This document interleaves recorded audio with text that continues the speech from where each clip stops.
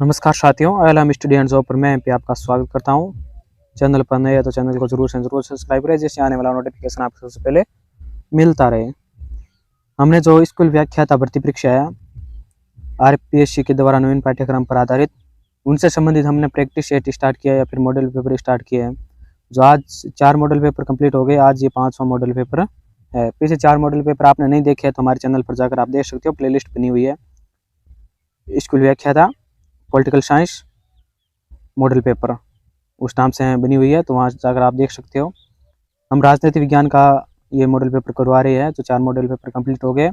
Total आपको इसमें model paper में 150 क्वेश्चन देखने को मिलेंगे, जिसमें से 30 क्वेश्चन है वो मनोविज्ञान से संबंधित होंगे। अब आज ये 5वां मॉडल पेपर है, इसमें किस प्रकार रहने वाले हैं तो बता देते हैं हम आपको।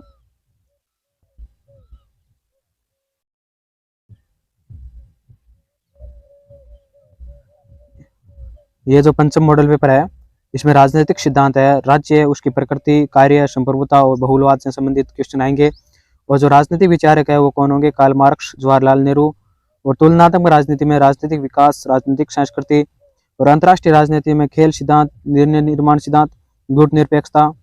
भारतीय राज्य व्यवस्था में संघवाद यानी केंद्र राज्य संबंध। और मनोविज्ञान में किशोर के मानसिक स्वास्थ्य को प्रोत्साहित करने के मार्गदर्शन।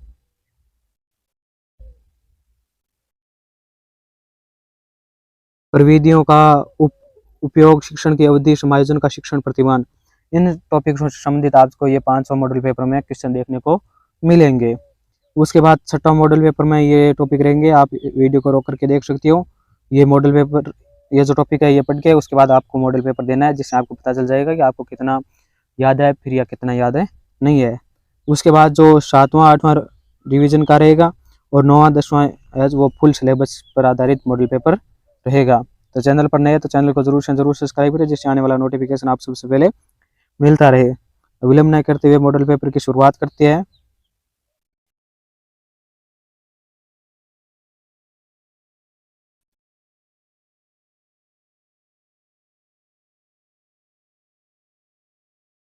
ये 5वां मॉडल पेपर है जो स्कूल व्याख्याता राष्ट्रीय विज्ञान से संबंधित है आपके।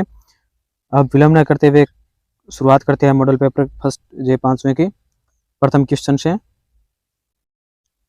यहाँ पर देखो, हम जो ये क्वेश्चन है उसके सभी ऑप्शन नहीं पढ़ेंगे, सभी विकल्प जो जरूरी होंगे वही विकल्प पढ़े जाएंगे। तो प्रथम क्वेश्चन की शुरुआत करते हैं। आमंड एवं पावेल के अनुसार विकास की निम्न में से कौन सी अवस्था नहीं है? जो आमंड और पावेल है उनके अनुसार विकास की कौन सी अवस्था नहीं है, तो उसके बारे में बताते हैं। तो कौन से नहीं है, आप वीडियो को रोक करके देख सकते हो, अपने पहले दिमाग में सोच लेना इसका क्या आंसर हो सकता है। उसके बाद वीडियो को स्टार्ट करके उत्तर देना है, जिससे आपको पता चल जाएगा कि आपका क्वेश्चन सही है या गलत है। इसमें 4 नंबर राइट आंसर हो जाएगा लोक कल्याण। तो कौन सी अवस्था नहीं है? लोक कल्याण की है। राज्य निर्माण, सहभागिता और वितरण की ये तीनों अवस्थाएं हैं, मगर लोक कल्याण की अवस्था नहीं है। तो हमें नहीं है वो पूछा था, तो लोक कल्याण की इसमें 4 नंबर राइट आंसर हो जाएगा। नेक्स्ट है असुमेलित को चयन करिए। इसमें कौन सा सुमेलित नहीं है उसका चयन करना है हमें। तो देखते हैं, विकास का समिष्ट लक्षण लुशियन पाई ये सुमेलित है। खाई परिकल्पना हटिंगटन ये भी सुमेलित है। विकास फंद रिग्स ये भी सुमेलित है। और विकास अवरोध लिमोनार्ड बाइडर ये क्या है इसमें सुमेलित है? नहीं है, असुमेलित है। तो असुमेलित पूछा था, 4 नंबर राइट आंसर हो जाएगा इसमें।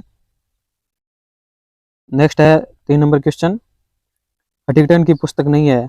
जो हटिंगटन है उनकी पुस्तकों के नाम दिए हुए हैं, उनमें से कौन सी पुस्तक हटिंगटन की नहीं है वो हमें बताना है। तो 1 नंबर है पॉलिटिकल डेवलपमेंट एंड डिशे ये पुस्तक है इनकी। 2 नंबर है political order in changing societies ये भी है। 3 नंबर है पॉलिटिकल ऑर्डर एंड पॉलिटिकल डिशे, तो ये इनकी पुस्तक नहीं है। एक और 2 पुस्तक है, तो कौन सी पुस्तक नहीं है वो बताना था। 3 नंबर राइट आंसर हो जाएगा, ये पुस्तक नहीं है इनकी। नेक्स्ट 4 नंबर, कौन सा विचारक राजनीतिक आधुनिकीकरण एवं राजनीतिक संस्थाकरण के योग को राजनीतिक विकास मानता है? तो कौन है जो विचारक, कौन सा विचारक है जो राजनीतिक आधुनिकीकरण एवं राजनीतिक संस्थाकरण के योग को राजनीतिक विकास मानता है? तो वो कौन है? 4 में 1 नंबर राइट आंसर हो जाएगा जागवाराई भाई ये क्या मानता है? राजनीतिक आधुनिकीकरण एवं राजनीतिक संस्थाकरण के योग को राजनीतिक विकास मानता है। नेक्स्ट है 5 नंबर, राजनीतिक विकास का संबंध है। तो राजनीतिक विकास का संबंध किससे है? तो है विकासशील देशों से है। किससे है? विकासशील देशों से। 1 नंबर राइट आंसर हो जाएगा। नेक्स्ट है विकास के अर्थ संबंधी भ्रम का संबंध है। विकास के अर्थ संबंधी भ्रम का संबंध है, तो किससे संबंध है? लुशियन पाई। 2 नंबर राइट आंसर हो जाएगा। नेक्स्ट है 7वां, असुमेलित का चयन करो। इसमें कौन सा सुमेलित नहीं है उसका चयन करना है हमें।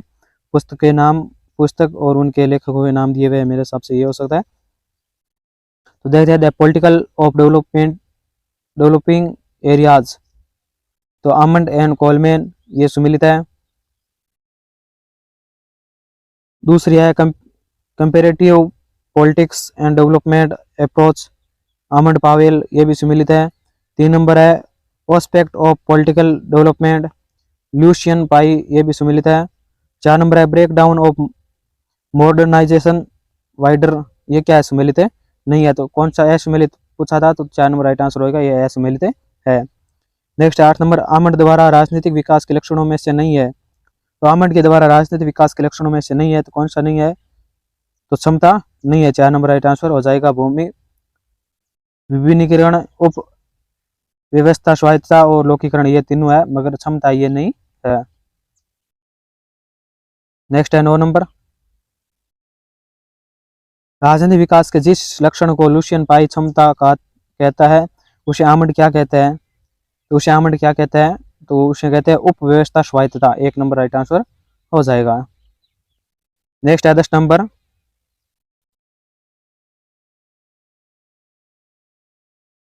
क्या विकास के संकल्प और क्षमता के सिद्धांत से संबंधित है? तो विकास के संकल्प और क्षमता से संबंधित है। क्या संबंधित है? जिसमें 3 नंबर राइट आंसर हो जाएगा, हलप्रन है। क्या है? हलप्रन।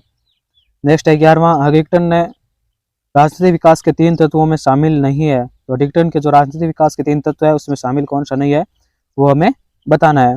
तो सत्ता की बुद्धि शक्तता, ये क्या है? शामिल है। और राजनीतिक प्रक्रियाओं में विभेदीकरण, ये भी सम्मिलित है, शामिल है। अभिवर्ती राजनीतिक सहभागिता, ये भी शामिल है। राजनीतिक क्षमता, ये क्या है? इसमें शामिल है? नहीं है। तो तीनों ये शामिल है, मगर चौथा शामिल नहीं है। तो ऐसा जो शामिल नहीं है वो पूछा था, 4 नंबर राइट आंसर हो जाएगा। नेक्स्ट है 12वां,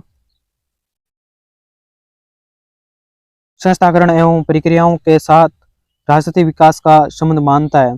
तो संस्थाकरण एवं प्रक्रियाओं के साथ राजनीतिक विकास का संबंध मानता है, तो कौन मानता है? तो वो है हटिंगटन है। कौन है? हटिंगटन। नेक्स्ट है राजनीतिक संस्कृति संबंधी ग्रीड ग्रुप सिद्धांत का संबंध है। तो इस सिद्धांत का संबंध किससे है? 13 में 2 नंबर राइट आंसर हो जाएगा। पाई वर्बा से है। पाई वर्बा से 3 नंबर राइट आंसर हो जाएगा इसका। नेक्स्ट है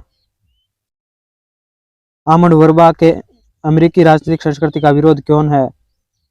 तो जो आमंड वर्बा के अमेरिकी राजनीतिक संस्कृति का विरोधी कौन है? तो इसमें राइट आंसर हो जाएगा 3, रेंड लिजफार्ड और लेहम्ब्रूस, ये दोनों है। तो 3 नंबर राइट आंसर हो जाएगा, 1 और 2 दोनों। नेक्स्ट है सामाजिक पूंजी के सिद्धांत को आगे बढ़ाने में किसका योगदान है? तो सामाजिक पूंजी के सिद्धांत को आगे बढ़ाने में किसका योगदान है? तो 15 में 4 नंबर राइट आंसर हो जाएगा, रॉबर्ट पुटनम, ये भी है। जेम्स कोलमैन है। पीरे बोंद्रिया है। तो ये तीनों है। तो इसमें उपरोक्त सभी 4 नंबर राइट आंसर हो जाएगा। नेक्स्ट है 16 नंबर, राजनीतिक संस्कृति की अवधारणा का सबसे पहले प्रयोग किसने किया है? तो राजनीतिक संस्कृति की अवधारणा है उसका सबसे पहले प्रयोग किसने किया था? तो उसका सबसे पहले प्रयोग किया था गैब्रियल आमंड ने। किसने किया था? गैब्रियल आमंड ने किया था। नेक्स्ट है किस विचारक ने सेना की भूमिका के आधार पर राजनीतिक संस्कृति का विभाजन किया है? तो किस विचारक ने सेना की भूमिका के आधार पर राजनीतिक संस्कृति का विभाजन किया है? तो वो कौन है? तो वो है फाइनर। कौन है? फाइनर। 1 नंबर राइट आंसर हो जाएगा। नेक्स्ट है आमंड व वर्बा ने राजनीतिक संस्कृति का कौन सा प्रकार नहीं बताया है? तो आमंड व वर्बा ने राजनीतिक संस्कृति का कौन सा प्रकार नहीं बताया है? तो देखते हैं संकीर्ण, ये बताया था। प्रजा यावी, ये नहीं बताया था इन्होंने। नागरिक बताया था और सहभागिता बताया था। तो 2 नंबर राइट आंसर हो जाएगा, ये नहीं बताया था। नेक्स्ट है 19 नंबर, असुमेलित को चयन करना है। तो इसमें जो है सुमेलित नहीं है उनका चयन करना है हमें। तो देखते हैं कौन सा सुमेलित नहीं है 19 में। एंग्लो अमेरिकन संस्कृति यूके ये सुमेलित है। महाद्वीपीय यूरोपीय संस्कृति फ्रांस ये भी सुमेलित है। आंशिक औद्योगिक संस्कृति इटली ये क्या इसमें सुमेलित नहीं है। सर्वाधिकारवादी संस्कृति यूएसएसआर ये सुमेलित है। तो असुमेलित कौन सा है, तो 3 नंबर। तो 3 नंबर इसमें राइट आंसर हो जाएगा। नेक्स्ट है मौन क्रांति की अवधारणा किसकी है। तो मौन क्रांति की अवधारणा किसकी है, तो ये है ईगल हार्ट की। किसकी है, ईगल हार्ट की। 3 नंबर राइट आंसर हो जाएगा। नेक्स्ट है वार्डलिंग एलोन पुस्तक के लेखक कौन है। वार्डलिंग एलोन पुस्तक के लेखक कौन है, तो वो है रॉबर्ट पुटनम। कौन है, Robert Putnam. 1 number right answer हो जाएगा। नेक्स्ट है 22 number, two political culture in India पुस्तक किसकी है। Two political culture in India पुस्तक किसकी है, तो इसमें राइट आंसर हो जाएगा 1 नंबर माइनर विनर की है। किसकी है, माइनर विनर की। 1 नंबर राइट आंसर हो जाएगा। नेक्स्ट है असुमेलित को चयन करना है हमें। तो इनमें से कौन सा है सुमेलित नहीं है उनका चयन करना है। तो देखते हैं, श्रद्धा सूचक नागरिक संस्कृति ब्रिटेन ये सुमेलित है। सहभागी नागरिक संस्कृति यूएसए ये भी सुमेलित है। विमुख राजनीतिक संस्कृति मेक्सिको ये क्या सुमेलित नहीं है। राजनीतिक निर्लिप्तता व प्रजाभावी जर्मनी ये सुमेलित है। इसमें असुमेलित पूछा था, 3 नंबर है वो असुमेलित दिया हुआ है। 3 नंबर राइट आंसर हो जाएगा। नेक्स्ट है आमंड वर्मा ने सिविक कल्चर पुस्तक के 5 देशों का वर्णन किया जिसमें नहीं है। तो जो आमंड वर्मा है उन्होंने सिविक कल्चर पुस्तक में 5 देशों का वर्णन किया है। उन 5 देशों में से कौन सा देश इसमें नहीं दिया हुआ है वो बताना है। तो देखते हैं, यूएसए है, ब्रिटेन है, इटली है, मगर कनाडा नहीं है। तो 4 नंबर राइट आंसर हो जाएगा कनाडा। ये क्या है, इसमें 5 देशों के वर्णन में कनाडा शामिल नहीं है। नेक्स्ट है 25वां, दुनिया के मजदूरों एक हो जाओ का नारा कार्ल मार्क्स ने दिया किसके शब्द है। तो ये किसके शब्द है, कार्ल शेपर के। किसके है, कार्ल शेपर के। 1 नंबर राइट आंसर हो जाएगा। नेक्स्ट है कार्ल मार्क्स के अलगाव का सिद्धांत किस पुस्तक में है। जो कार्ल मार्क्स के अलगाव का सिद्धांत है वो किस पुस्तक में है, तो वो है पेरिस पंडुलिपिया, thesis on Feuerbach, the German ideology, उपयुक्त सभी। तो ये सभी पुस्तकों में क्या है, अलगाव का सिद्धांत दिया हुआ है। नेक्स्ट है प्रोड मार्क्स से संबंधित विचार नहीं है। तो प्रोड मार्क्स से संबंधित विचार कौन सा नहीं है वो बताना है। तो देखते हैं, वर्ग संघर्ष का है, अतिरिक्त मूल्य का सिद्धांत है, ऐतिहासिक भौतिकवाद है, स्वतंत्रता की संकल्पना ये क्या इसमें नहीं है। तो जो नहीं है पूछा था, तो इसमें 4 नंबर राइट आंसर हो जाएगा, ये नहीं है। नेक्स्ट है मार्क्स के अनुसार क्रांति कब होती है। तो मार्क्स के अनुसार क्रांति कब होती है, तो उत्पादन के संबंध में उत्पादन की शक्तियों को नहीं झेल पाने से क्या होती है, क्रांति होती है। 3 नंबर राइट आंसर हो जाएगा इसमें। नेक्स्ट है 29 नंबर,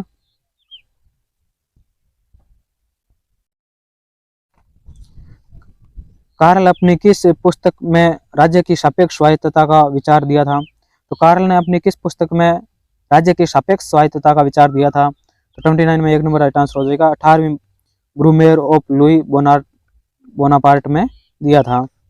नेक्स्ट है मार्क्स का भौतिकवाद का नियम नहीं है। जो मार्क्स के भौतिकवाद है उसका नियम नहीं है वो बताना है हमें। तो देखते हैं कौन सा नहीं है। परिणाम से गुण की ओर परिवर्तन ये है, गुण से परिणाम की ओर परिवर्तन ये नहीं है इसमें। ये है, ये 2 नंबर का नहीं है। 3 नंबर देखते हैं, परस्पर विरोधी तत्वों का अंतर्व्याप्त ये भी है, निषेध का निषेध ये भी है। तो इसमें नहीं है पूछा था, तो 2 नंबर राइट आंसर हो जाएगा, ये नहीं है। नेक्स्ट है 31 नंबर क्वेश्चन, कूट के माध्यम से हमें उत्तर देना है। क्या है, मार्क्स के अधिशेष मूल्य सिद्धांत की निम्नलिखित में से कौन सी विशेषता है। जो मार्क्स के अधिशेष मूल्य का सिद्धांत है उनसे संबंधित कौन सी विशेषता है वो हमें कूट के माध्यम से उत्तर देना है इसका। तो देखते हैं, यह श्रम रिकॉर्ड के सिद्धांत का विस्तारित रूप है। ये श्रम रिकॉर्ड के सिद्धांत का विस्तारित रूप है, ये सत्य है। 2 नंबर आई, प्रत्येक पदार्थ का मूल्य उसमें निहित श्रम की मात्रा के समानुपाती नहीं है, तो ये क्या इसमें सही नहीं है, विशेषता नहीं है ये। 3 नंबर है उत्पादन में जितने श्रम घंटे लगे कामगार को उसकी संख्या के अनुपात में भुगतान अवश्य किया जाए, तो ये सही है। तो इसमें 2 नंबर गलत हो जाएगा, 1 और 3, तो 1 और 3 किसमें 4 नंबर में, 4 नंबर राइट आंसर हो जाएगा इसका। नेक्स्ट है 32, कार्ल मार्क्स का द्वंद्वात्मक भौतिकवाद प्रतिपादित करता है, तो क्या प्रतिपादित करता है ये, तो सही उत्तर चयन करना है कूट के माध्यम से हमें। तो देखते हैं, पदार्थ गति की अवस्था में, ये सही है। 2 नंबर है पदार्थ में पर्यावरण के दबाव के कारण गति होती है, ये भी सही है। तीसरा है रूपांतर का नियम ऋणात्मक और गुणात्मक दोनों है, ये भी सत्य है। 4 नंबर है पदार्थ में विरोधी निरंतर और अनंत है, ये क्या इसमें गलत है, तो 1 2 3 सही हो जाएगा, तो किसमें 1 नंबर में, 1 नंबर राइट आंसर हो जाएगा 32 में। नेक्स्ट है 33 नंबर, कथन व कारण दिए हुए। कथन है मार्क्स एक क्रांतिकारी था, कारण क्या है, मार्क्स का इतिहास की प्रक्रियाओं से कोई सरोकार नहीं था, तो इसमें क्या है, कथन सही है, कारण गलत है, तो 3 नंबर राइट आंसर हो जाएगा। कथन सही है मगर कारण है वो गलत है, दिया हुआ है। नेक्स्ट है 34, मार्क्स के संबंध में असत्य कथन है, तो मार्क्स के संबंध में असत्य कथन कौन सा वो देखना है हमें। तो देखिए, मार्क्स विचारधारा एवं वर्ग चेतना का विरोधी था, तो ये क्या गलत है। विचारधारा को मिथ्या चेतना मानता था, ये सत्य है। 3 नंबर है विचारधारा सर्वहारा वर्ग के शोषण का आधार है, ये भी सत्य है। 4 नंबर है वर्ग पहले बनते हैं फिर वर्ग चेतना आती है, ये भी सत्य है। इसमें नेहरू के न्यून में से विचार नहीं है, तो नेहरू के विचार कौन से नहीं है वो हमें बताने हैं। देखते हैं नेहरू का विचार कौन सा नहीं है।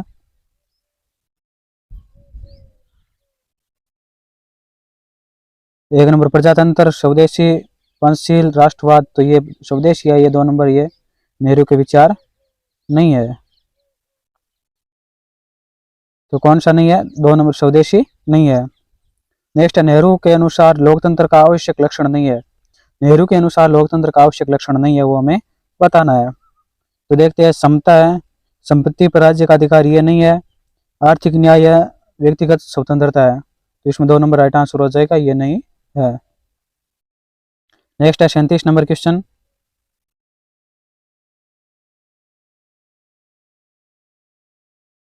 नेहरू के संबंध में असत्य कथन है, तो नेहरू के संबंध में असत्य कथन कौन सा है वो हमें बताना है।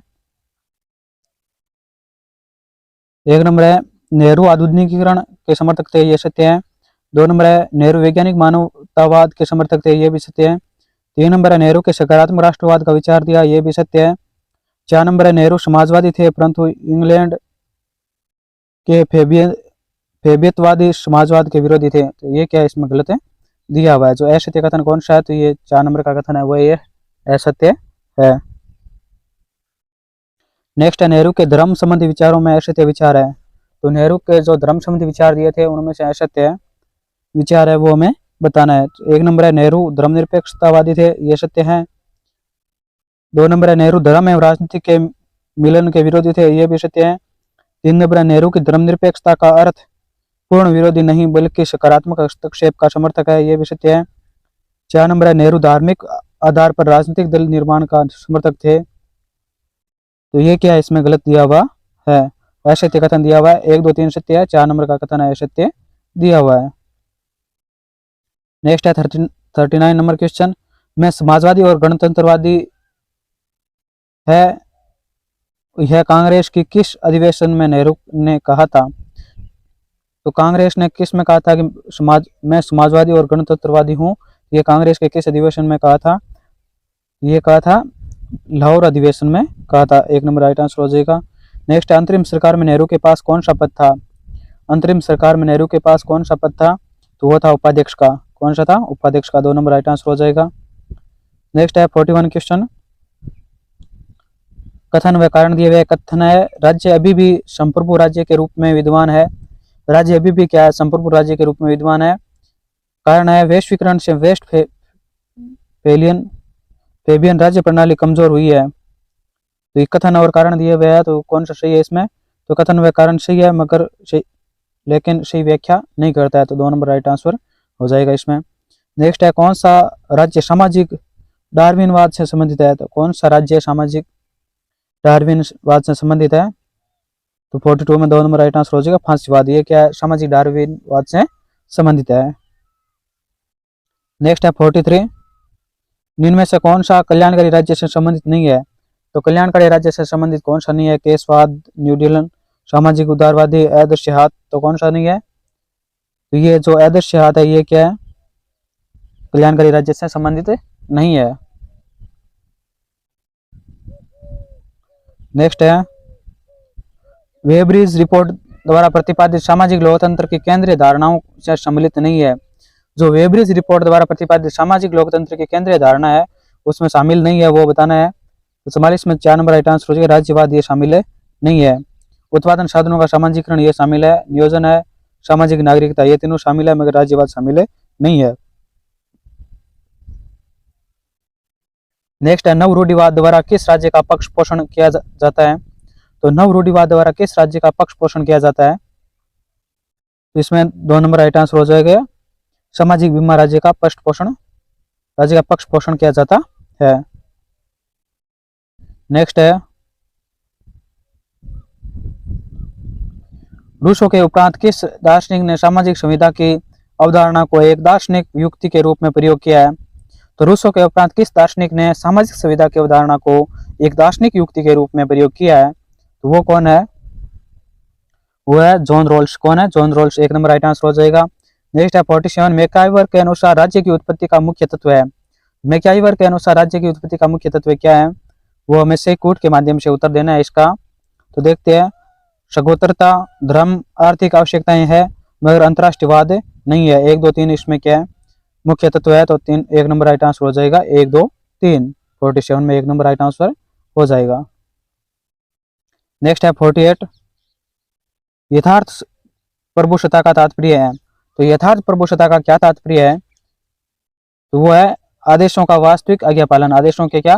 वास्तविक आज्ञा पालन। 2 नंबर राइट आंसर हो जाएगा। नेक्स्ट है इनमें से सही सम्मिलित नहीं है। तो इनमें से कौन सा सही सम्मिलित नहीं है वो हमें बताना है। देखते हैं, बोंदा कानूनी संप्रभुता ये सम्मिलित है, ऑस्टिन एकलवादी संप्रभुता ये भी सम्मिलित है, अल्थुशियन लोकप्रिय संप्रभुता ये भी सम्मिलित है, होब्स राजनीतिक संप्रभुता ये क्या इसमें सम्मिलित है नहीं है। तो 49 में 4 नंबर राइट आंसर हो जाएगा। नेक्स्ट है 50 नंबर, इनमें से कौन बहुलवाद का अतिवादी दृष्टिकोण नहीं अपनाता है तथा यह कहता है कि मेरी आत्मा का घर राज्य में है? तो कौन है जो बहुलवाद का अतिवादी दृष्टिकोण नहीं अपनाता है तथा यह कहता है कि मेरी आत्मा का घर राज्य में है? मेरी आत्मा का घर राज्य में है, ये कौन कहता है? तो 50 में राइट आंसर हो जाएगा 1 नंबर MP फालेट कहता है। कौन कहता है? MP फालेट कहता है ये। नेक्स्ट है सही कथन चुनना है। होब्स व बेंथम वेद संप्रभुता के समर्थक है। होब्स व बेंथम क्या है? वेद संप्रभुता के समर्थक है, ये सत्य है। 2 नंबर है वेद संप्रभुता सीमित व स्रोत होती है, ये क्या इसमें गलत दिया हुआ है। 3 नंबर है वेद संप्रभुता निश्चय होती है, ये क्या इसमें सम्मिलित है।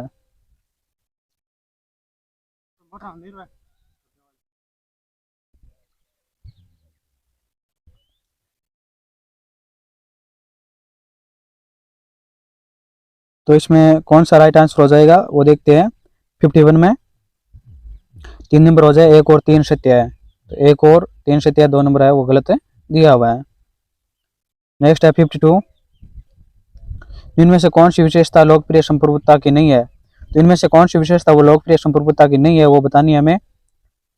तो देखते हैं, तो कूट के माध्यम से हमें उत्तर देने हैं।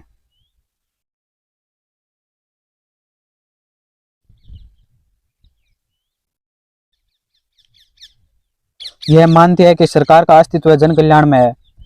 तो जो लोकप्रिय संप्रभुता ये क्या मानती है कि सरकार का अस्तित्व जन कल्याण में है, तो ये सत्य दिया हुआ है। नेक्स्ट है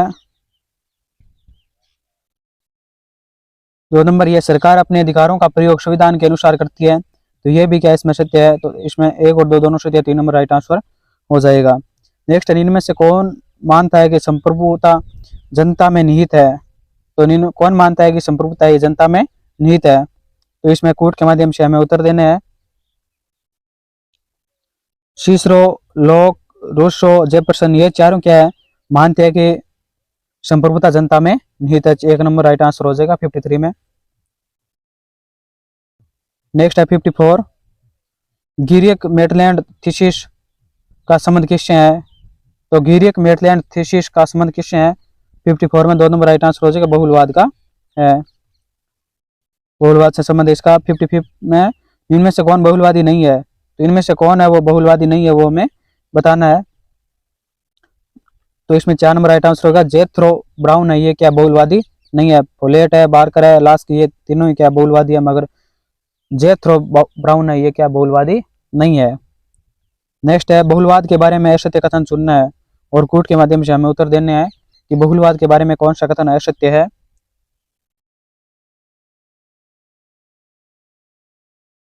यह संप्रभुता के परंपरागत सिद्धांत का खंडन करता है, तो यह तो कथन सत्य दिया हुआ है। दूसरा कथन है, यह राज्य को लेवियाथन के रूप में स्वीकारता है, तो ये क्या है, इसमें गलत दिया हुआ है। तो असत्य कथन कौन सा है? केवल 2 नंबर राइट आंसर हो जाएगा इसमें। नेक्स्ट है 57 नंबर क्वेश्चन, निम्न में से किसका संबंध रॉबर्ट डहल से है? तो निम्न में से किसका संबंध है वो रॉबर्ट डहल से है। तो सही कूट के माध्यम से हमें उत्तर देने हैं। तो देखते हैं कौन सा किसका संबंध है वो रॉबर्ट डहल से है। संगठनात्मक बहुलवाद से है, निगुणात्मक बहुलवाद से है और बहुलवादी लोकतंत्र की दुविधा से है। तो इसमें तीनों ही है, तो तीनों किसमें? 4 नंबर में। 4 नंबर राइट आंसर हो जाएगा। रॉबर्ट डहल का संबंध इन तीनों से है, संगठनात्मक बहुलवाद से, निगुणात्मक बहुलवाद से और बहुलवादी लोकतंत्र की दुविधा से है। नेक्स्ट है 58, सही कथन चुने। तो इनमें से कौन सा कथन सही है वो हमें चुनना है। कार्ल हर्स्ट के अनुसार अंतरराष्ट्रीय अर्थव्यवस्था अधिशासन के संयंत्र होते हैं, तो ये सही है। 2 नंबर है, एक मानकीय आदर्श के रूप में आंतरिक प्रभुसत्ता ऐसी विश्व राजनीतिक अवस्था की वकालत करती है जो अलग अलग राज्यों के रूप में संगठित है, तो ये क्या इसमें गलत दिया हुआ है। तो सही कूट है, तो एक ही केवल एक ही क्या इसमें सही है। नेक्स्ट है, सॉवरेनिटी पुस्तक के लेखक इनमें में से कौन है? तो सॉवरेनिटी पुस्तक के लेखक इनमें से कौन है? तो 59 में राइट आंसर हो जाएगा 3 नंबर, एफ.एच. हिंसले है। कौन है? एफ.एच. हिंसले, ये क्या सॉवरेनिटी पुस्तक के लेखक है। नेक्स्ट है, आधुनिक अर्थ में प्रभुसत्ता 2 प्रकार की। तो आधुनिक अर्थ में प्रभुसत्ता 2 प्रकार की।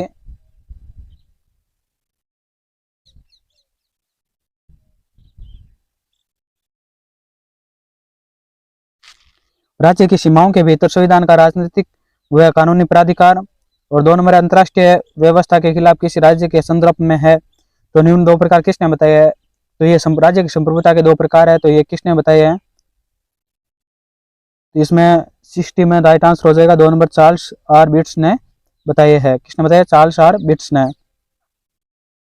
नेक्स्ट है 61, कौन सा सही सुमेलित नहीं है? तो इनमें से कौन सा वह सही सुमेलित नहीं है वो हमें बताना है।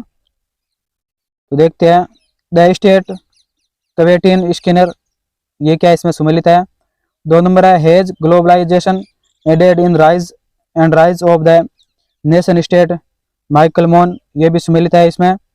3 नंबर है, the nature and development of the modern state, Terence Ball, ये क्या इसमें सुमेलित नहीं है। 4 नंबर है, lineage of absolutist state, Perry Anderson, ये क्या इसमें सुमेलित है। तो 61 में 3 नंबर राइट आंसर हो जाएगा, ये क्या इसमें सुमेलित है नहीं है, बाकी सब सुमेलित है। नेक्स्ट है 62, इसमें क्या नक्सलवादी आंदोलन ने भारतीय राज्य की प्रकृति निम्न में से बताई है। तो नक्सलवादी आंदोलन ने भारतीय राज्य की प्रकृति क्या बताई है? तो देखते हैं और कूट के माध्यम से हमें उत्तर देना है। अर्ध औपनिवेशिक, अर्ध सामंती या सामंती, तो किस प्रकार बताई है? तो अर्ध औपनिवेशिक बताई है और सामंती बताई है नहीं, इसमें सामंती नहीं बताई है, अर्ध सामंती बताई है। तो इसमें 1 और 2 राइट आंसर हो जाएगा, 3 नंबर राइट आंसर हो जाएगा इसमें। नेक्स्ट है, होब्स के विचारों के साथ आधुनिक राज्य को देखा जाता है। होब्स के विचारों के साथ आधुनिक राज्य को देखा जाता है, तो किस प्रकार देखा जाता है? तो वो देखा जाता है एक मूर्त मानव निकाय के रूप में देखा जाता है। नेक्स्ट है, आर्थिक और सामाजिक जीवन में अत्यधिक हस्तक्षेप करने वाला राज्य कहलाता है। आर्थिक और सामाजिक जीवन में अत्यधिक हस्तक्षेप करने वाला राज्य कहलाता है। तो 64 में 4 नंबर राइट आंसर हो जाएगा, लेवियाथन राज्य कहलाता है। क्या कहलाता है? Leviathan state. नेक्स्ट है 65, ऐसे राज्य जिनमें राज्य के चारों तत्व या कुछ भेद कमजोर हो उन्हें कहा जाता है। तो उन्हें क्या कहा जाता है? उन्हें प्रोटो स्टेट कहा जाता है। क्या कहा जाता है? प्रोटो स्टेट कहा जाता है। नेक्स्ट है, भारतीय संविधान के किस भाग में केंद्र राज्यों के बीच विधायी प्रशासनिक संबंध का वर्णन है? तो किस भाग में केंद्र राज्यों के बीच विधायी प्रशासनिक संबंध का वर्णन है? तो वो है भाग 11। किस भाग में? 11वें भाग में।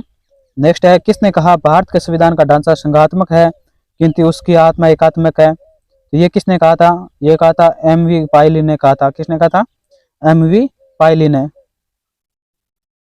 नेक्स्ट है, पुंछी आयोग के बारे में सही कथन है। तो पुंछी आयोग के बारे में हमें कथन दिए हुए हैं, कौन सा कथन सही है? कोड के माध्यम से हमें उत्तर देने हैं। तो देखते हैं, आयोग ने अनुच्छेद 355 व 356 में आपात उपबंधों के स्थानीय उपयोग का प्रस्ताव दिया। तो ये क्या इसमें सत्य है? 2 नंबर है, राज्यपाल की पदावधि 5 वर्ष स्थायी कर दी गई। ये भी क्या सत्य है? 3 नंबर है, राज्यपाल को संसद द्वारा प्रच्युत किया गया। तो ये क्या इसमें गलत है दिया हुआ है। तो 68 में 4 नंबर राइट आंसर हो जाएगा। 1 और 2 इसमें केवल सत्य है, तीसरा गलत है। नेक्स्ट है, केंद्र राज्य राजकोषीय संबंधों में वित्त आयोग की भूमिका को दुर्बल बना दिया है। तो केंद्र राज्य राजकोषीय संबंधों के में वित्त आयोग की भूमिका को दुर्बल बना दिया है। तो ये किसके द्वारा दुर्बल बना दिया गया है? नीति आयोग के द्वारा दुर्बल बना दिया गया है। 3 नंबर राइट आंसर हो जाएगा। नेक्स्ट है, भारत सरकार द्वारा गठित केंद्र राज्य संबंध आयोग के विचारार्थ विषयों में निम्न में से विषयों में से कौन से सम्मिलित है? तो भारत सरकार द्वारा गठित जो केंद्र राज्य संबंध आयोग है उसके विचारार्थ विषयों में निम्न विषयों में से कौन विषय सम्मिलित है वो बताने हैं और कूट के माध्यम से हमें उत्तर देने हैं। 1 नंबर नदियों को जोड़ना, ये शामिल है। 2 नंबर पंचायती राज संस्थाओं की शक्तियों का हस्तांतरण व स्वायत्तता, ये क्या इसमें सम्मिलित नहीं है। 3 नंबर है, अंतर्राज्यीय व्यापार को मुक्त बनाना, ये सम्मिलित है। तो इसमें 3 नंबर राइट आंसर हो जाएगा, 1 और 3। नेक्स्ट है 71,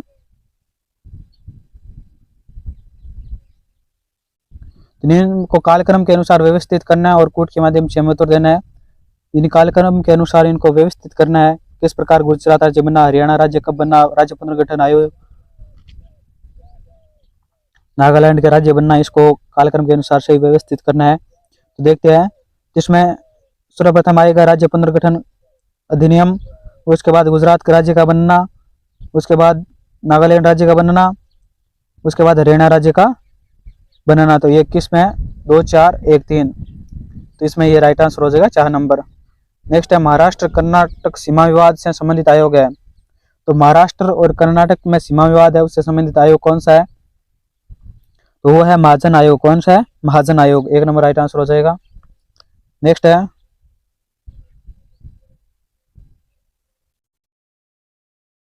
निम्न में से कौन से विषय समर्थित सूची में शामिल है? तो कौन से विषय है वो समर्थित सूची में शामिल है, तो वो बताने और कूट के माध्यम से हमें उत्तर देने हैं। तो देखते हैं, सार्वजनिक स्वास्थ्य एवं व्यवस्था, ये समर्थित सूची में शामिल नहीं है। शिक्षा है, वन्य जीव संरक्षण है, दीवानी प्रक्रिया, ये तीनों है। 2, 3, 4, 2, 3, 4 किसमें? 2 नंबर राइट आंसर हो जाएगा।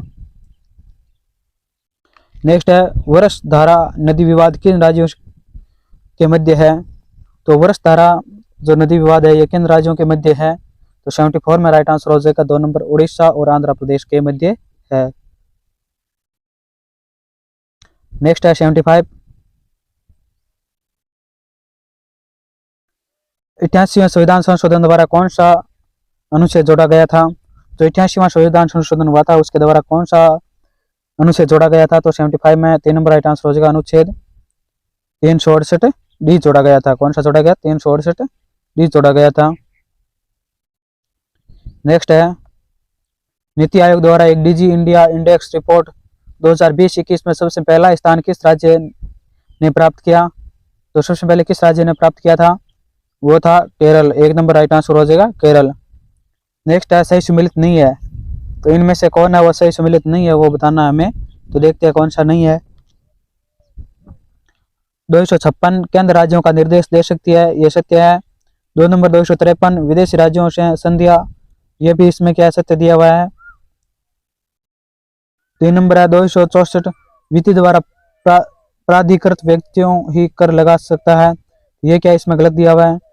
नेक्स्ट है 293 राज्यों को भारत के राज्य क्षेत्र के भीतर ऋण लेने का अधिकार, ये भी सत्य है। तो इसमें जो है सम्मिलित नहीं हो पूछा था, तो कौन सा सम्मिलित नहीं है, 3 नंबर सम्मिलित नहीं है, इस 3 नंबर राइट आंसर हो जाएगा।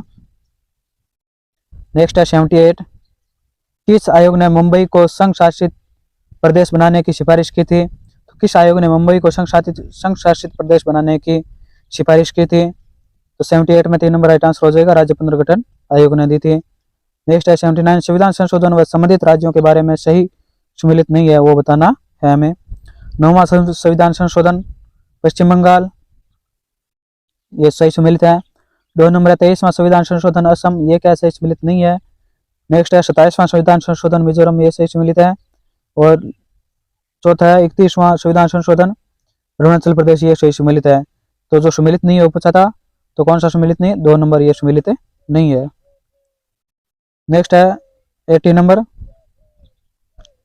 किस समिति ने सिफारिश की थी कि सभी राज्यों को राज्यसभा में समान प्रतिनिधित्व दिया जाए। तो ये किस समिति ने सिफारिश दी थी, तो वो थी राजमनार समिति ने। कौन सी समिति थी, राजमनार समिति। नेक्स्ट है भारत के केंद्र राज्य से संबंधित सरकारियों आयोग ने प्रतिवेदन कब प्रस्तुत किया। तो जो भारत में केंद्र राज्य से संबंधित सरकारी आयोग है ने प्रतिवेदन कब प्रस्तुत किया था, तो वो किया था 1988 में, 4 नंबर राइट आंसर हो जाएगा। नेक्स्ट है 82 राज्य पुनर्गठन आयोग रिपोर्ट के संदर्भ में किस मेमनों से ऊन कतर लिए गए हैं, वे सर्दी की तीव्रता महसूस कर रहे हैं। तो ये किसने कहा था पुनर्गठन आयोग रिपोर्ट के संदर्भ में। तो 82 में 2 नंबर राइट आंसर होगा, भीमराव अम्बेडकर ने कहा था। नेक्स्ट 83 कथन व कारण दिया हुआ कथन है भारत में संवाद का अवसान नहीं हुआ है। भारत में क्या है, संवाद का अवसान नहीं हुआ है, और कारण क्या है, नए क्षेत्र लगातार राज्य का दर्जा मांग रहे हैं। तो 83 में राइट आंसर हो जाएगा 1 नंबर। कथन ए और कारण आर सही है और सही व्याख्या करते हैं, 1 नंबर राइट आंसर हो जाएगा। नेक्स्ट है निम्न में से क्या भारत के संघात्मक राष्ट्र निर्माण में एक बाधा है। तो निम्न में से क्या भारत के संघात्मक राष्ट्र निर्माण में एक बाधा है, तो क्या बाधा है वो हमें बतानी है।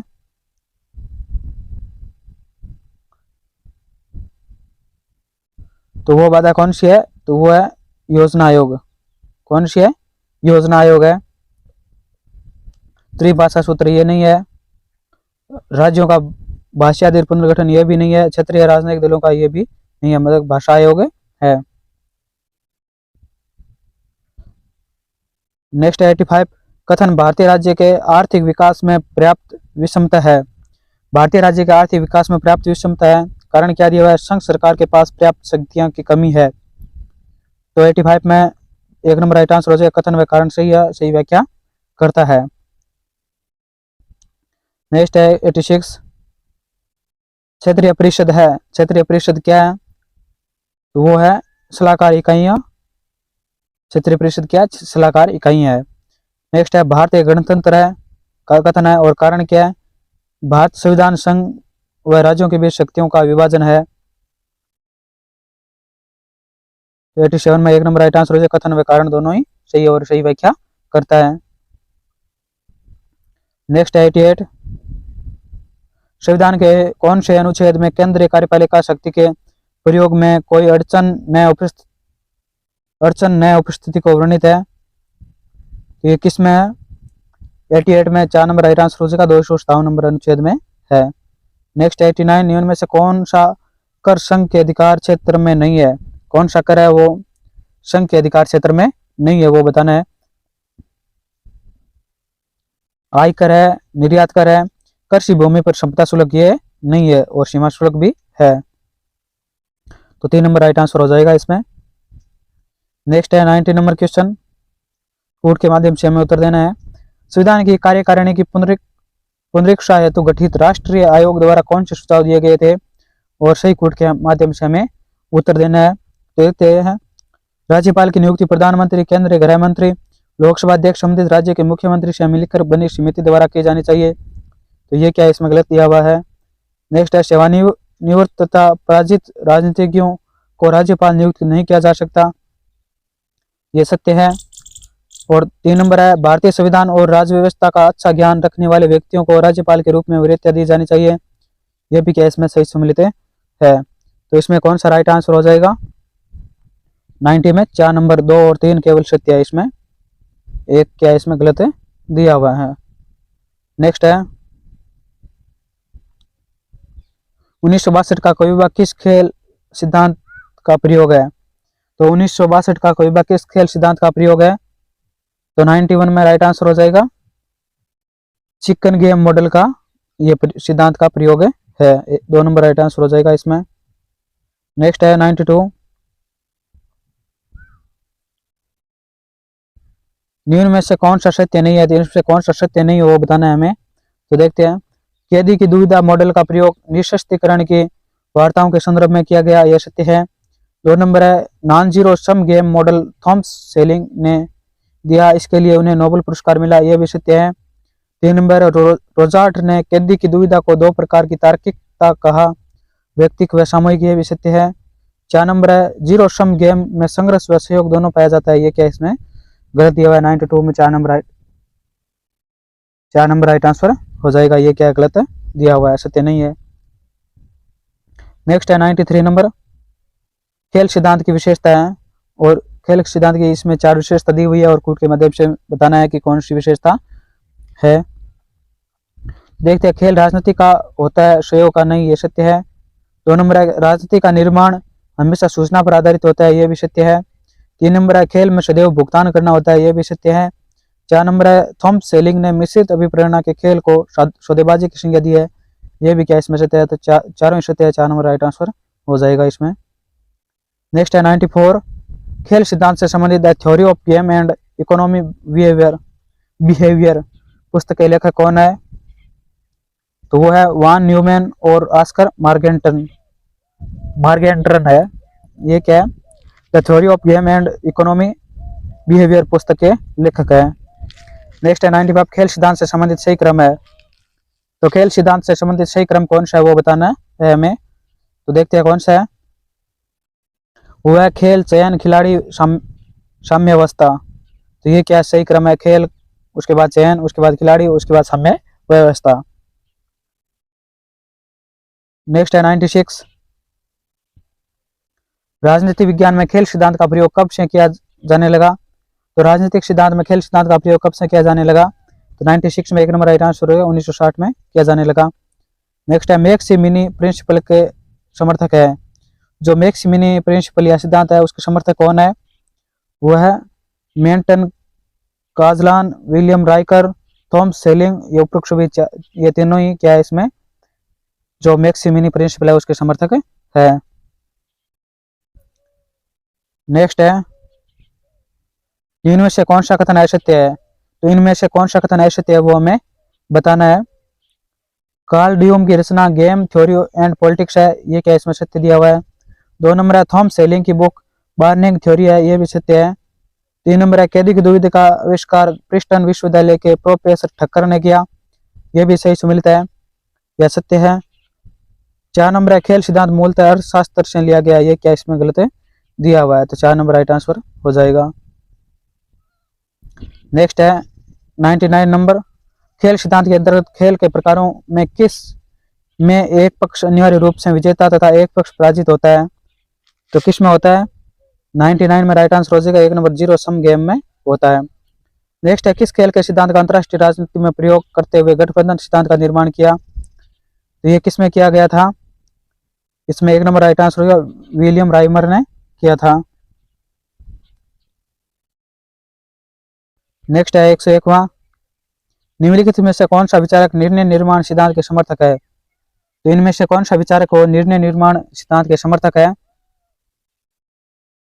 तो वो है Richard Snyder, Edward Shils, Talcott Parsons, James बेड्स, थॉल, वार्ड एडवर्ड, कुम्बुस, फ्रेकल, जेम्स मार्थ, शापिन, उपयुक्त सभी। ये सभी क्या है, विचारक निर्णय निर्माण सिद्धांत के समर्थक है। 4 नंबर राइट आंसर हो जाएगा। नेक्स्ट है 102, फ्रेकल व ओलेसन के निर्णय निर्माण विश्लेषण के 3 मॉडल बताए हैं, इनमें से कौन सा मॉडल नहीं है, इनमें से कौन सा मॉडल नहीं है वो हमें बताना है। कार्तिककर्ता मॉडल है, संगठनात्मक प्रक्रिया मॉडल भी है, संगठनात्मक राजनीतिक मॉडल है, मगर सूचनात्मक मॉडल नहीं है। 4 नंबर राइट आंसर हो जाएगा ये। नेक्स्ट है निर्णयकर्ता को प्रभावित करने वाले कारक कौन से है। तो निर्णयकर्ता को प्रभावित करने वाले कारक कौन से है, तो वो बताने हमें। आंतरिक कारक है, बाह्य कारक है, निर्णय निर्माण की प्रक्रिया, ये सभी कारक क्या है, निर्णयकर्ता को प्रभावित करने वाले कारक है। 4 नंबर राइट आंसर हो जाएगा इसमें। नेक्स्ट 104, स्नाइडर के अनुसार निर्णय निर्माण की प्रक्रिया को कितने तत्वों में निर्मित होती है। जो स्नाइडर के अनुसार है वो निर्णय निर्माण की प्रक्रिया वो कितने तत्वों से निर्मित होती है, इस पर राइट आंसर हो जाएगा 2-3 तत्वों से निर्मित होती है। नेक्स्ट है 105वां, निर्णय निर्माण की प्रक्रिया में व्यक्तित्व को महत्वपूर्ण किसने माना है। तो निर्णय निर्माण की जो प्रक्रिया होती है इसमें व्यक्तित्व को महत्वपूर्ण किसने माना है। 105 पे 3 नंबर राइट आंसर हो जाएगा, अलेक्जेंडर जॉर्ज एवं जूलियट जॉर्ज ने माना है। नेक्स्ट 106, निर्णय निर्माण में सरकारी व गैर सरकारी दोनों तत्वों का योगदान होता है, ऐसी मान्यता है। तो ऐसी मान्यता किसकी है, तो 106 में 4 नंबर राइट आंसर हो जाएगा, कोहने की है। किसकी है, कोहने की। नेक्स्ट है 107वां, स्नाइडर के मॉडल की आलोचना, इस दृष्टिकोण की मुख्य कमजोरी यह है कि यह प्रतिबिंबों तथा पूर्व कल्पनाओं पर विशेष रूप से केंद्रित है, परंतु जो वस्तुनिष्ठ सच्चाई ये प्रतिबिंबित करते हैं उनकी अपेक्षा करता है। ये किसने कहा, ये किसने कहा था, तो 107 में राइट आंसर हो जाएगा।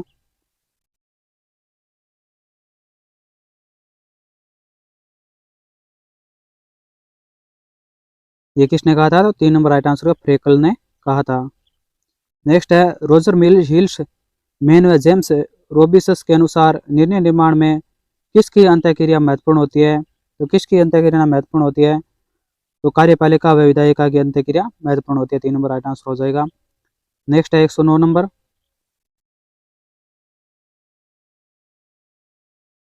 जॉन बटन ने निर्णय निर्माण को एक प्रक्रिया के रूप में स्वीकृत किया है तथा उसके कुछ कारक बताए हैं, इनमें से कौन सा कारक है, तो इनमें से कौन सा कारक है, तो 109 में 4 नंबर राइट आंसर हो जाएगा।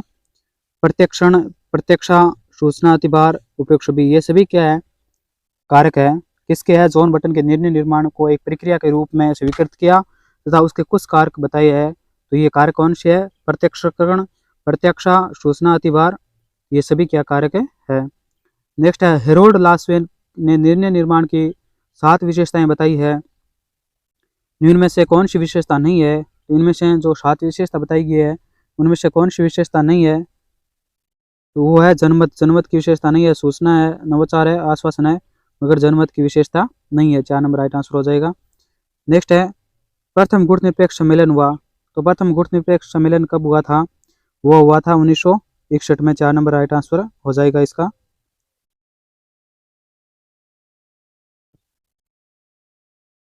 नेक्स्ट है निम्नलिखित में से कौन गुटनिरपेक्ष सम्मेलन का पर्यवेक्षक संगठन नहीं है, तो इनमें से कौन है गुटनिरपेक्ष सम्मेलन का पर्यवेक्षक नहीं है, तो 112 में राइट आंसर हो जाएगा। 4 number league of Arab state, ये क्या है, गुटनिरपेक्ष सम्मेलन का पर्यवेक्षक संगठन नहीं है। सीलेक, अफ्रीकी संघ और वर्ल्ड फिश काउंसिलिंग, ये तीनों है, मगर लीग ऑफ अरब स्टेट ये गुटनिरपेक्ष सम्मेलन का पर्यवेक्षक नहीं है। नेक्स्ट 113, सोवियत समाजवादी गणराज्यों के संघ को किसने गुटनिरपेक्ष आंदोलन का स्वाभाविक मित्र करार दिया है, तो किसने मित्र करार दिया था, तो 113 में 4 नंबर राइट आंसर हो जाएगा, फिदेल कास्त्रो ने। किसने दिया था, फिदेल कास्त्रो ने। नेक्स्ट है 114 नंबर, निम्न कथनों पर विचार कीजिए। यहाँ पर 2 कथन दिए हुए हैं, उनको विचार करना और कोड के माध्यम से सही कोड का हमें चयन करना है। तो देखते हैं, खोबले आदर्शवाद के बजाय गुटनिरपेक्षता भारत की विदेश नीति का नैतिक यथार्थवादी है, यह सत्य है। 2 नंबर है गुटनिरपेक्षता किसी राष्ट्र की विदेश नीति कि स्वतंत्रता का उद्घोष है, ये भी सत्य है। तो इसमें क्या है, 114 में राइट आंसर हो जाएगा। 3 नंबर 1 और 2 दोनों सत्य है। नेक्स्ट है 115, किसने गुटनिरपेक्षता को गठबंधनों से पृथक करने की नीति के रूप में परिभाषित किया है? तो किसने परिभाषित किया है? 115 में 3 नंबर राइट आंसर हो जाएगा, जॉर्ज श्वार्ज़ेनबर्गर ने किया है। कौन है? जॉर्ज श्वार्ज़ेनबर्गर। नेक्स्ट 116, गुणनिरपेक्ष शब्द का सर्वप्रथम प्रयोग करने का श्रेय किसको दिया जाता है? तो गुणनिरपेक्ष का सर्वप्रथम प्रयोग किसको दिया जाता है? तो 116 में 4 नंबर राइट आंसर हो जाएगा, जॉर्ज लिस्का को जाता है। नेक्स्ट है, गुणनिरपेक्ष को तीसरा गुट किसने कहा? गुणनिरपेक्ष को तीसरा गुट किसने कहा था? वो था हेनरी किसिंजर।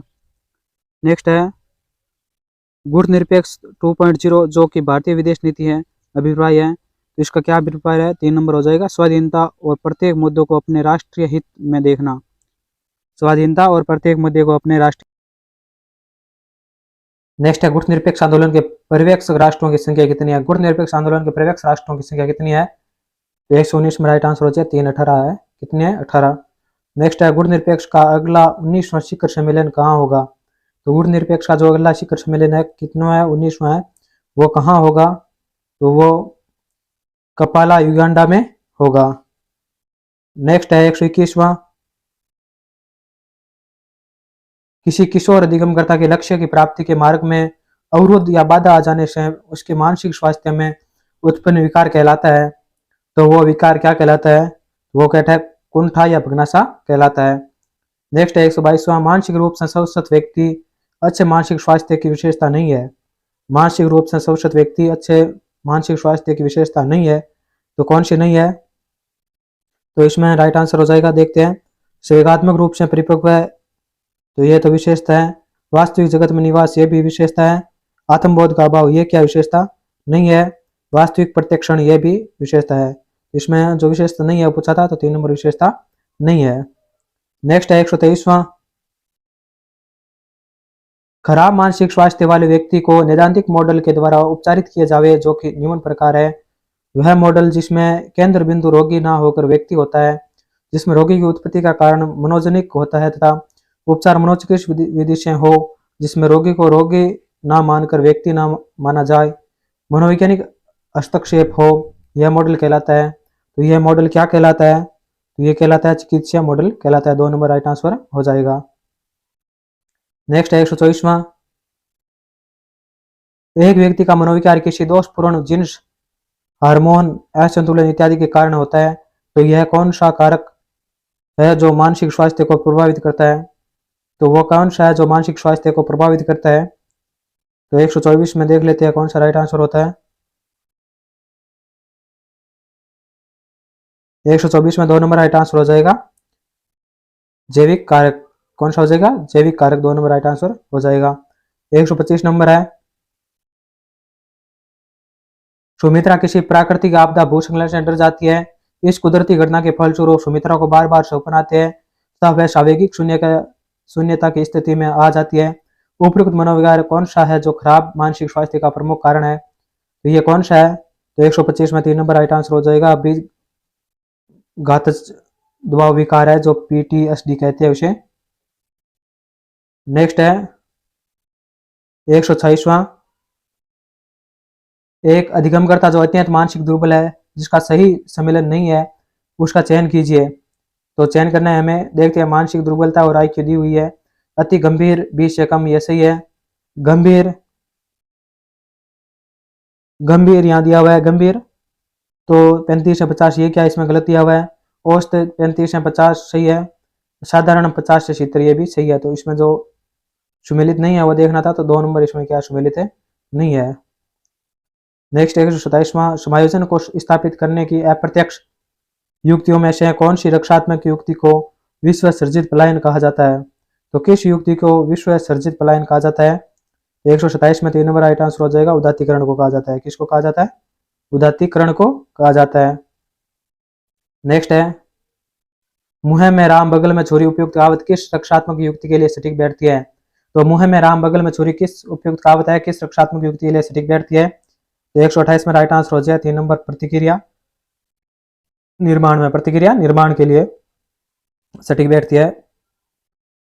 नेक्स्ट है एकांत प्रिय व शर्मीले छात्रों के समायोजन हेतु अध्यापक के रूप में आप क्या करेंगे। तो जो कई विद्यार्थी आपने कक्षा में देखो एकांत प्रिय होते हैं, वो किसी से बोलते नहीं है, शर्मीले होते हैं, तो उनके लिए क्या करेंगे हम, तो विभिन्न प्रतियोगिताओं में भाग लेने हेतु प्रेरित करेंगे। 3 नंबर राइट आंसर हो जाएगा इसका। नेक्स्ट है 130वां,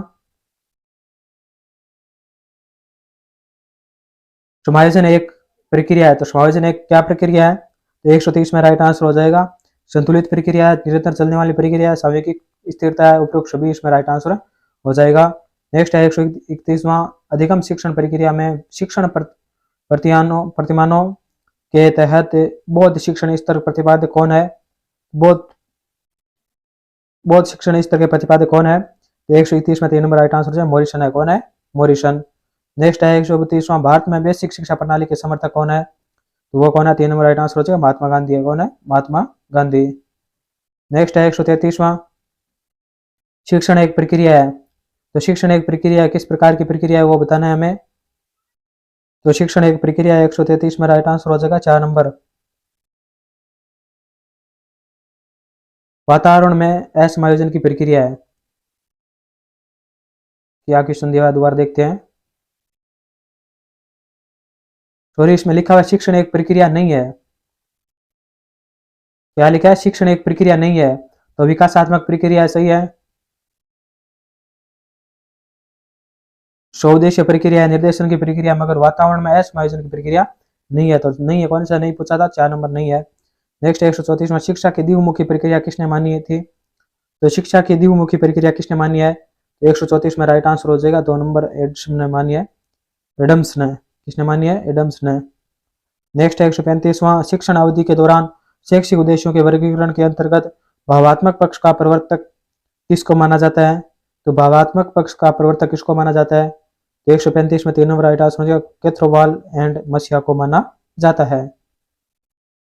नेक्स्ट है 136वां, निम्न में से एक शिक्षण प्रक्रिया का शिक्षण सूत्र नहीं है, तो इनमें से शिक्षण सूत्र कौन सा नहीं है, सरल से कठिन की ओर है, सामान्य से विशिष्ट की ओर ये नहीं है, प्रत्यक्ष से प्रमाण की ओर है, स्थूल से सूक्ष्म की ओर है। तो 136 में जो 2 नंबर है, सामान्य से विशिष्ट की ओर, ये शिक्षण सूत्र नहीं है। नेक्स्ट है 137वां, हमारे पाठ स्थूल से प्रारंभ होकर सूक्ष्म से समाप्त होने चाहिए, ये किसने कहा था, तो हमारे पाठ है जो स्थूल से प्रारंभ होकर सूक्ष्म में समाप्त होने चाहिए, ये किसने कहा, तो 137 में राइट आंसर हो जाएगा, 3 नंबर स्पेंसर ने कहा था।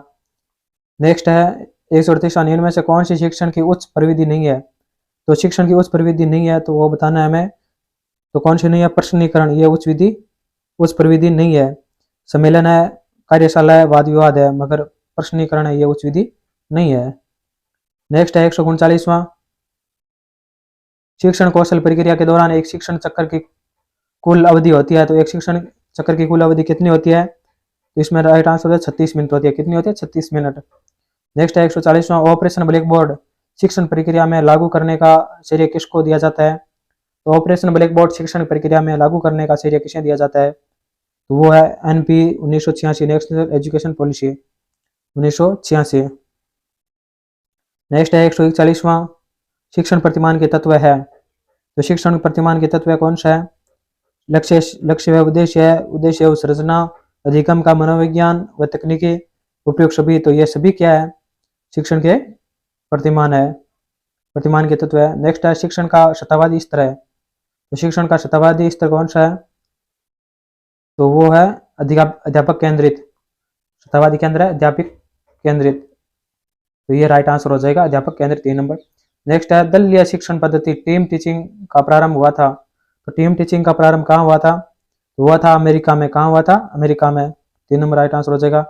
नेक्स्ट है 144वां, वैज्ञानिक पूछताछ प्रशिक्षण प्रतिमान के प्रवर्तक है, वैज्ञानिक पूछताछ प्रशिक्षण प्रतिमान के प्रवर्तक कौन है, तो वो है R सचमैन। कौन है, R सचमैन।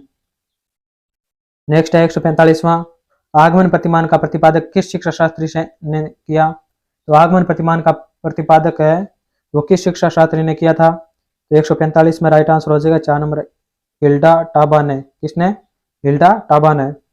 नेक्स्ट है 146वां, पहली शिक्षण मशीन सन 1926 में किसने विकसित की थी? तो पहली शिक्षण मशीन किसने विकसित की थी? वो की थी सिडनी प्रेसी ने। किसने? सिडनी प्रेसी ने की थी।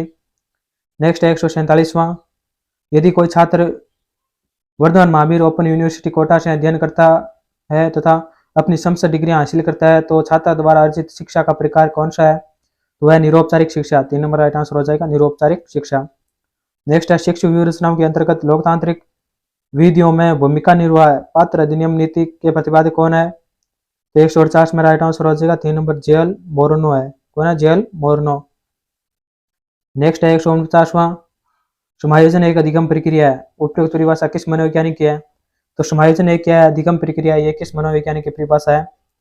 तो वो है स्किनर की। 4 नंबर राइट आंसर हो जाएगा।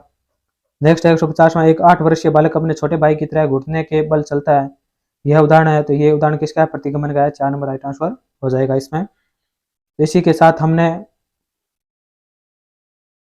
150 क्वेश्चन है ये कंप्लीट करवा दिया है और ये आज 500 मॉडल पेपर कंप्लीट हो गया। पीछे 4 मॉडल पेपर नहीं देखे तो आप जाकर देख सकते हो, उसकी प्ले लिस्ट बनी हुई है और वन लाइनर क्वेश्चनों की भी प्ले लिस्ट बनी हुई है। जो वन लाइनर क्वेश्चन है उनकी भी प्ले लिस्ट बनी है, वो भी आप जाकर देख सकते हो। चैनल पर नए हैं तो चैनल को लाइक शेयर एंड सब्सक्राइब जरूर से जरूर करें, जिससे आने वाला नोटिफिकेशन आपको सबसे पहले मिलता रहे। और इसी तरह आपको मॉडल पर पेपर प्राप्त होते रहेंगे। परीक्षा से पहले हम 15 मॉडल पेपर कंप्लीट कराने की पूरी कोशिश करेंगे। तो आप देख सकते हो 15 × 150 टोटल आपको कितने क्वेश्चन मिलेंगे। तो आपके लिए फायदा यह है 1500 प्लस 750 शून्य 5 2 2 2250 क्वेश्चन है। 2250 क्वेश्चन आप परीक्षा से पहले मिलेंगे, महत्वपूर्ण क्वेश्चन। तो परीक्षा में आपके रामबाण सिद्ध होगी। तो चैनल को जरूर सब्सक्राइब करें, हर मॉडल पेपर को आराम से देखें, एक बार नहीं समझे 2 बार देखें। अंत तक बने रहने के लिए सभी को बहुत बहुत धन्यवाद। जय हिंद, जय भारत। अगर कोई समस्या हो तो कमेंट बॉक्स में कमेंट करके अपनी राय दे सकते हैं। कोई समस्या हो तो कमेंट बॉक्स में कमेंट कर हम उसकी समस्या का पूरा समाधान करने की कोशिश करेंगे। जय हिंद, जय भारत।